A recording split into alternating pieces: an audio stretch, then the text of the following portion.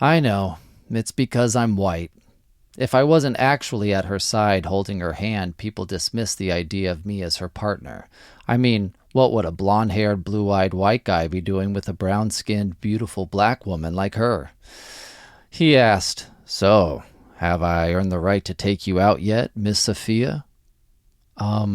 What? I had to mark my territory, so I smiled and said, "Miss Afia has a date with me right now. So..." He looked up at me in disbelief, while she gave me the coldest glare ever. Uh-oh, she likes this one. So I backed down.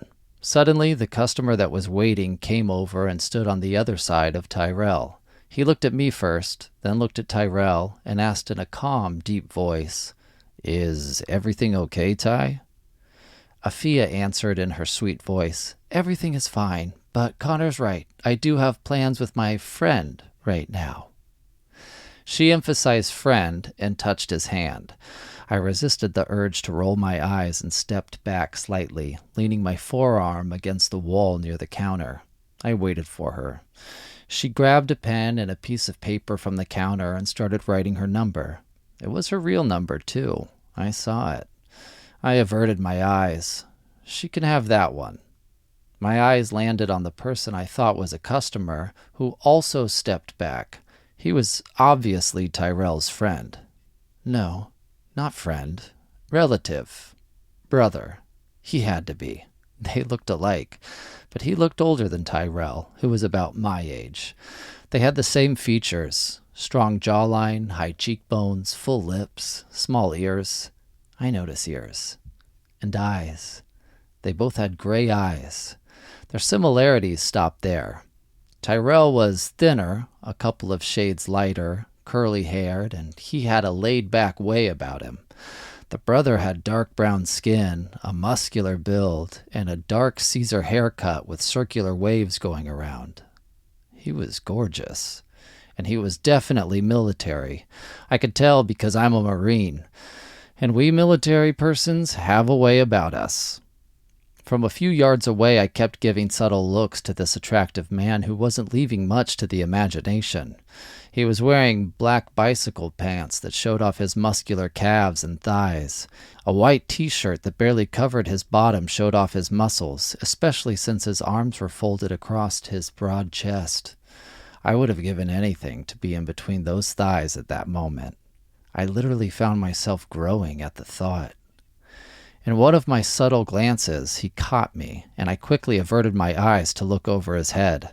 He turned back to Afia and Tyrell, who continued their low talking and flirting. I waited a bit and took another chance, casually letting my peripheral vision lead me into staring at his profile again. I accidentally turned my head slightly. He turned his head and looked right into my eyes. I couldn't turn away even if I wanted to. He wasn't smiling, but he wasn't upset that I was looking either. We watched each other for a moment. Then his eyes slowly traveled downward.